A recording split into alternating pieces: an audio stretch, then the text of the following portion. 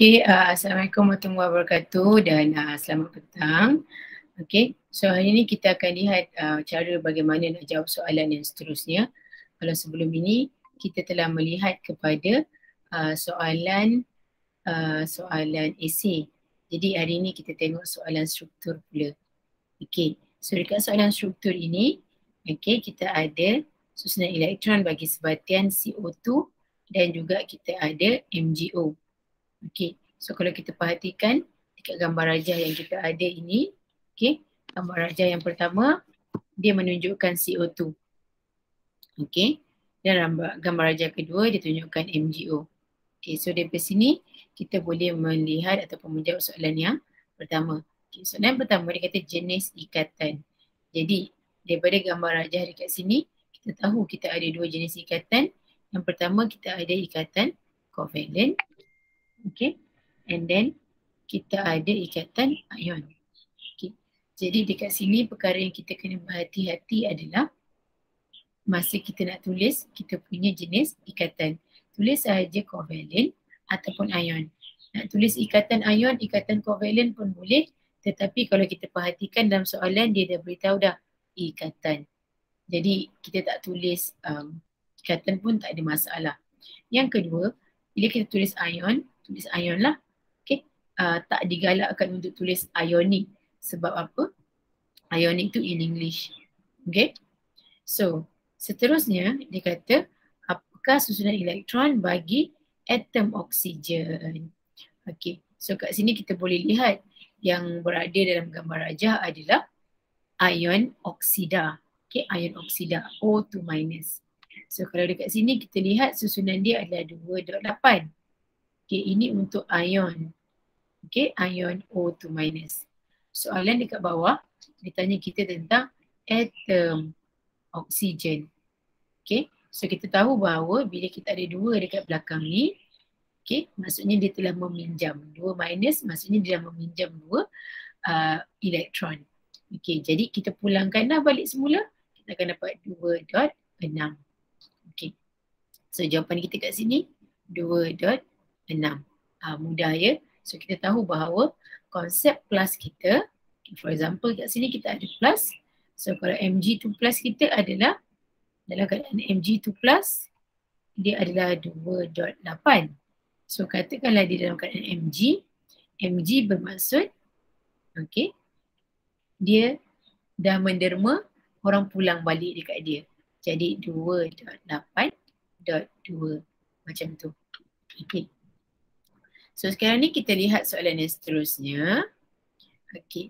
Dia kata semasa pembentukan CO2 atau MgO hanya elektron valence yang terlibat dalam tindak balas kimia. Okay, itu betul. Hanya elektron valence saja. Elektron yang berada pada petala terluar. Okay. So dekat sini. Okay. So dekat sini bila dia tanya tentang elektron valence, okay, dia nak tahu apa yang dimaksudkan dengan elektron valence. Jadi kita kena mengetahui bahawa elektron valence ni adalah elektron yang berada pada petala paling luar. Jadi macam mana kita nak tulis dia dengan tepat? Okay, kita boleh tulis dia sebagaimana begini. Okay, kita boleh kata dia adalah elektron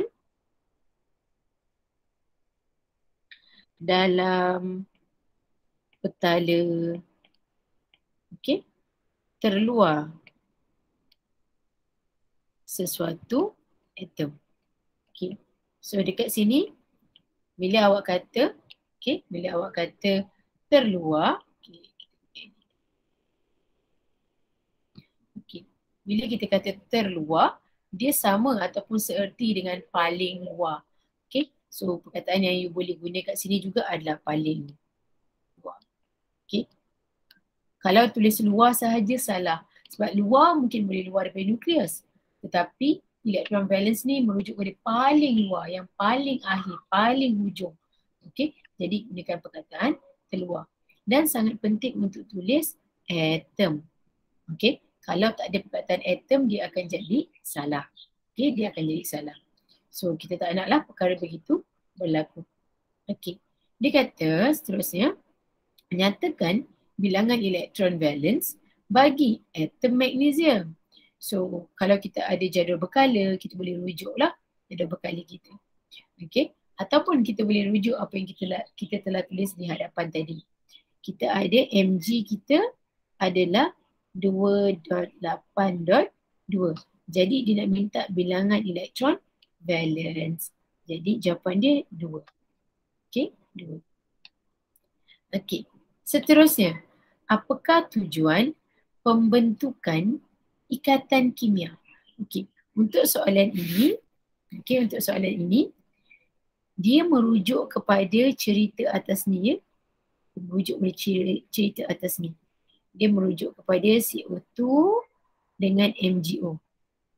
Okay, jadi kita kena fokus dekat situ. Okay, kita fokus, kalau kita boleh letak kat sini, MgO. Okay, MgO dengan CO2. Jadi, bila kita nak buat ikatan kimia, biasanya tujuan dia adalah untuk mencapai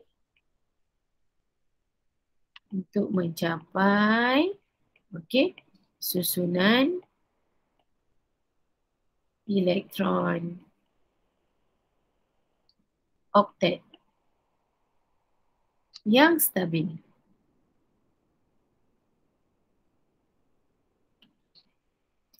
Okey. So dekat sini kita tak boleh guna perkataan duplet.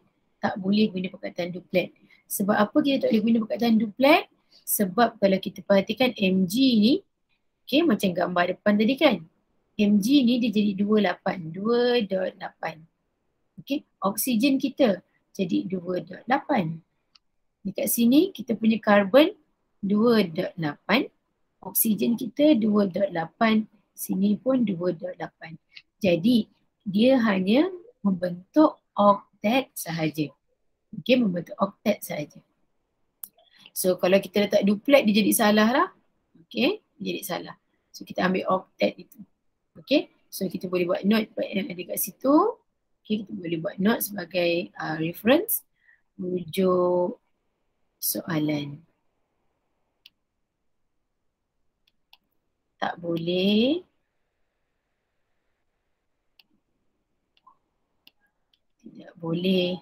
guna duplet dalam kes ini.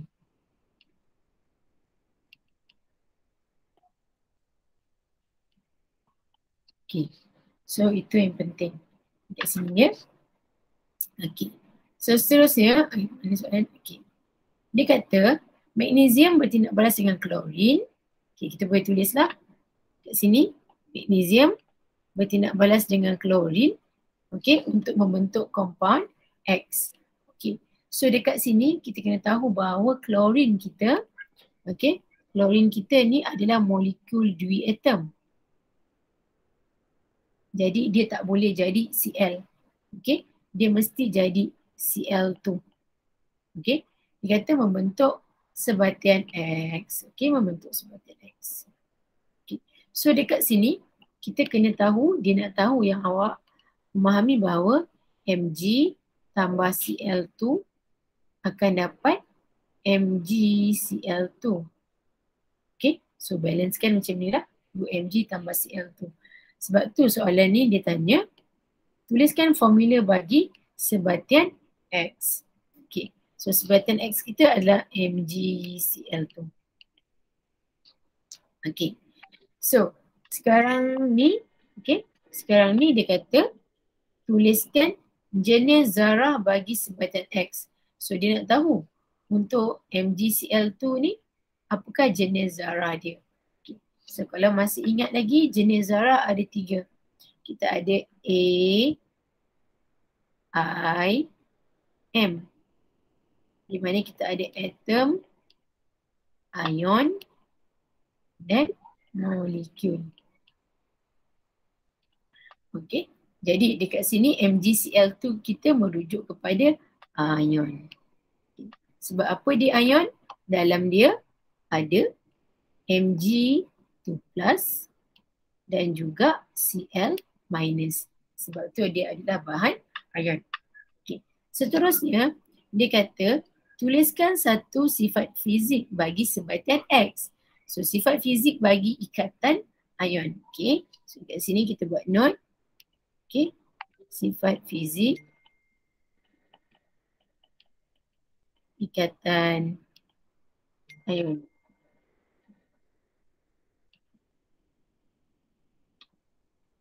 Okay, so dekat sini sifat fizik ikatan ion. Okay, kita boleh tulis pelbagai, kita boleh tulis jawapan kita lah. Okay, so yang paling mudah sekali adalah larut dalam air,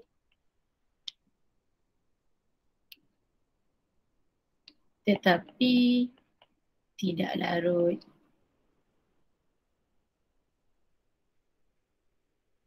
dalam pelarut organik.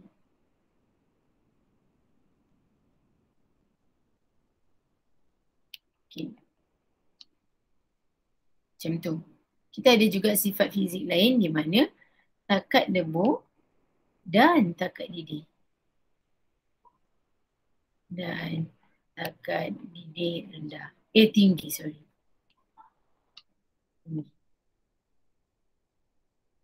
Okay, kita juga boleh tulis, okay, boleh mengalirkan arus elektrik.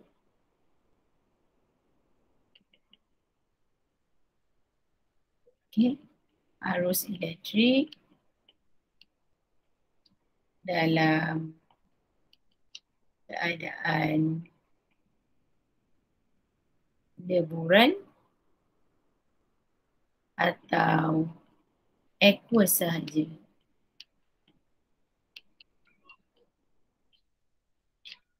So itu ada 3. Jadi boleh pilih salah satulah. Okay, boleh pilih salah satu yang mudah untuk kita jawab. Okay. Seterusnya soalan yang berikutnya adalah soalan daripada tajuk jadual berkala unsur. Okay, jadual berkala unsur, periodic table. Okay, so dekat sini dia kata susunan elektron bagi unsur T ialah 2.1. Okay, unsur T bertindak balas dengan oksigen untuk membentuk sebatian yang berformula T2O.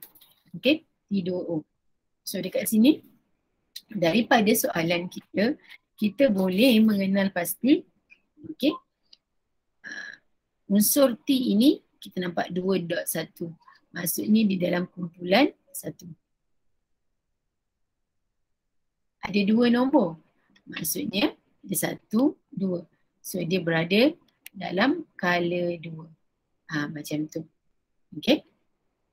So soalan yang pertama, dia kata dekat dalam unsur T, dalam kala manakah unsur T ditempatkan dalam jadual berkala unsur.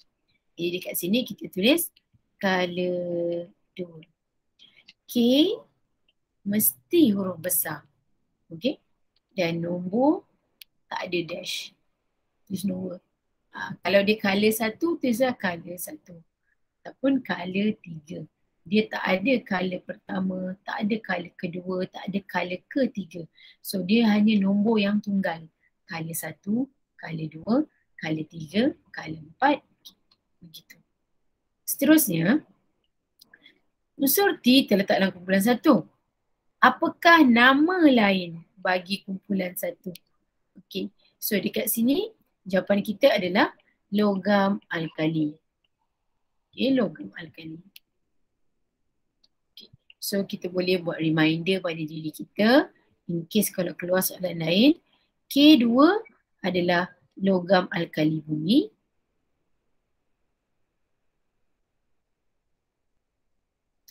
K17 adalah halogen. K18 adalah gas nadir ataupun gas adi.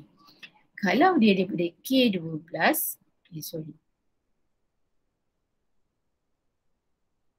kalau dia dari K3 sampai K12, ini adalah logam peralihan ataupun unsur peralihan.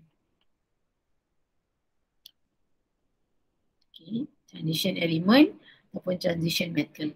Okay. Logam ataupun unsur peralihan. So ini yang biasanya ada common name yang kita kena tahu ataupun other name. Okay.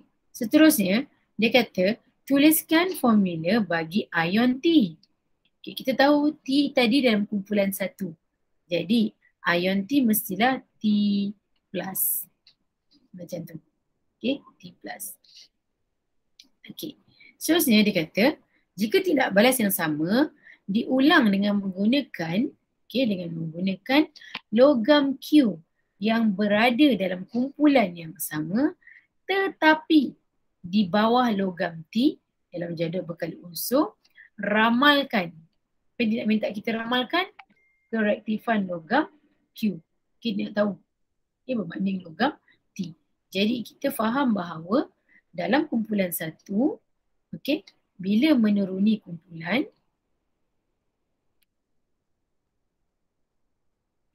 okey, so menuruni kumpulan, okey, bila menuruni kumpulan satu, kerektifan akan bertambah. Okay, akan bertambah ataupun meningkatlah. Okay. So sekarang ni dia kata dia ada T. Okay. And then dia kata Q dia berada di bawah T. Jadi antara T dengan Q bermaksud Q akan lebih reaktif. Jadi apa yang kita nak ramalkan, kita boleh kata lebih reaktif. Saya tulis warna-warna lain lah. Q lebih reaktif daripada T. Sebab dia minta kita ramalkan kereaktifan, okay, berbanding logam T. So maksudnya bila berbanding, kita kena compare dia. Kena compare. Okay. Seterusnya, okay, tulis persamaan kimia bagi tindak balas berlaku apabila T2O bertindak balas dengan air. Okay. So sekarang ni, bila kita ada T2O, so T2O bertindak balas dengan air, water. Okay. So kita akan lihat apa yang berlaku. Okay. Jadi bila dapat soalan macam ni, kita tahu bahawa benda ni datang daripada kumpulan satu. Katalah kita tak ingat ataupun kita tak pasti tulis guna T2O tu, kita boleh convert dia. Okay. Katalah kita convert dulu ke atas ni siap-siap. Li kita gantikan. Li2O tambah dengan H2O. Okay. Apa yang akan kita dapat? Kita akan dapat LO. LiOH. Okay, kita pun balancekan. Ada 2 hidrogen, 2 oksigen. So kita buat macam ni. Okay, lengkap. Okay, apa yang berlaku? Kita transfer balik dia dekat bawah. Kita tulis 2TOH. Sama sahaja. Okay, sama sahaja. Soalan minta T, kita bagi T. Tapi kita ubah sikit untuk atas tu yang warna hijau untuk memudahkan kita menjawab soalan. Okey. Sekarang ni dia tanya, apakah yang akan dapat diperhatikan bila kertas litmus merah diletakkan ke dalam hasil tindak balas? Okay, maksudnya dia ada kertas litmus merah masuk dekat hasil ni, ini merujuk kepada kita punya TOH. Okay. Kita tahu bahawa dalam kumpulan satu, okay, dia bersifat alkali. Jadi apa yang kita boleh perhatikan pada kertas litmus merah kita? Kita boleh tulis itu merah menjadi biru. Okey, merah menjadi biru. Okey, bermaksud kita tahulah dia ada perubahan. Okey, dia ada perubahan yang berlaku. Merah ke biru ataupun merah jadi biru ataupun boleh tulis kertas litmus merah menjadi biru. Boleh, tak ada masalah. Okey. So apa yang dapat kita tulis sebagai inference? Okey, inference pada pemerhatian. So kita tahu bahawa inference ni maksudnya adalah sebab ataupun alasan. Okay. So alasan kenapa atas ni kita boleh nampak merah menjadi biru. Jadi dekat sini kita kena bagi tahulah. Okay. Benda ni kita telah memahami bahawa kumpulan satu dia ada bersifat alkali. Jadi kita boleh tulislah kat situ larutan TOH adalah larutan beralkali. Okey, ataupun larutan bersifat alkali. Sama sahaja. Okey, sama sahaja. Okey. So, seterusnya yang ini kalau kita tengok soalan dia panjang. Okey, soalan dia panjang. Kita nampak dekat sini dia kata hasil tindak balas yang terbentuk di 3C1. Okay, so kita tengok 3C1 kita. Okay, TOH. Kita tulis kat sini. Okay. So dekat sini TOH. Jika wujud dalam bentuk pepejal, boleh digunakan untuk menyingkirkan karbon dioksida, okay, dalam kapal angkasa. Okay. Tindak balas yang berlaku antara hasil tindak balas ini dengan karbon dioksida akan membentuk T2CO3 dan air. Dia minta kita menulis persamaan kimia. So, soalan 4 ini kita kena betul soalan 1. Kalau kita salah soalan 1, soalan 4 kita pun kita tak boleh dapat markah. For example, sini kita dah tahu ni TOH. So, dia kata TOH ni akan bertindak balas dengan ini, karbon dioksida. Okay, dan dia dah bagi tahu kita dah apa hasil dia. Ini hasil dia. So karbon dioksida kita ada CO2. Okay, so kita pun tulislah TOH tambah dengan CO2 akan dapat T2CO3 plus water. Okay. So apa yang kita perlu buat dekat sini, kita kira dia balance ke tak balance. Okay, kita tengok hidrogen ada 2, hidrogen cuma ada 1. So kita pun tulis 2 kat sini. Okay, so kita check balik. T ada 2, T ada 2. Okay, oksigen ada 2 tambah 2, 4. Sini 3 campur 1, 4. And then karbon 1, karbon 1. So, dia dah balance. Jadi macam mana kita bagi markah dekat sini. Okay. Ini semua betul, 1 markah. 1 markah lagi datang daripada balance equation. Okay. So ini pun sama. Apa yang kita perlu highlightkan dekat sini adalah larutan beralkali. Okay, kita nak tahu ini merujuk kepada kumpulan 1 punya properties lah K besar. Okay, kumpulan 1 dia adalah oksida base. Okay, oksida base. Jadi dia akan bersifat alkali. Okay. So dekat sini, ni tulis macam ni dah dapat markah ya. Okay. So yang dekat bawah ni macam mana, yang atas ni macam mana dapat markah. Ini betul, 1 markah, maksudnya persamaan kita betul. Bahan betul, produk betul, 1 markah. Sini 1 lagi markah. Okay, 2 markah. Jadi persamaan kimia ni memang selalunya 2 markah. So sayanglah ya kalau tak boleh tulis. So kena practice. Okay. Sama juga sebelah sini. Okay. Jadi dia akan perhatikan kita punya huruf dekat depan ni.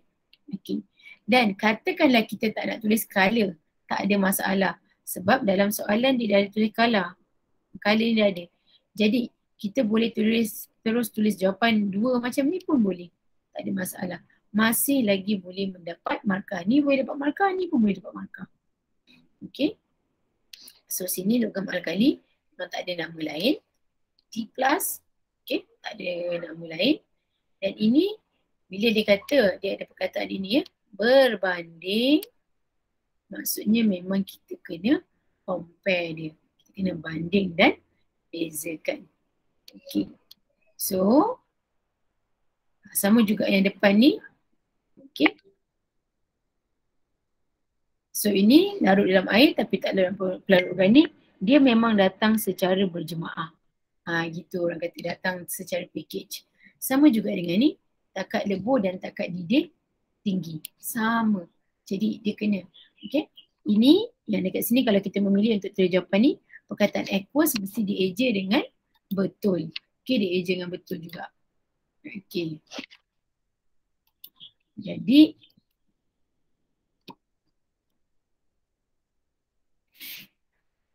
Jadi dekat sini sangat penting untuk kita mengetahui cara mengeja dan juga cara nak jawab dia. Okay. Manakah jawapan-jawapan yang terbaik yang boleh membantu kita. Okay, yang boleh membantu murid-murid, dalam menjawab soalan lah terutamanya. Okay, so itu sahaja untuk hari ini. Terima kasih banyak-banyak atas kerjasama. Assalamualaikum warahmatullahi wabarakatuh.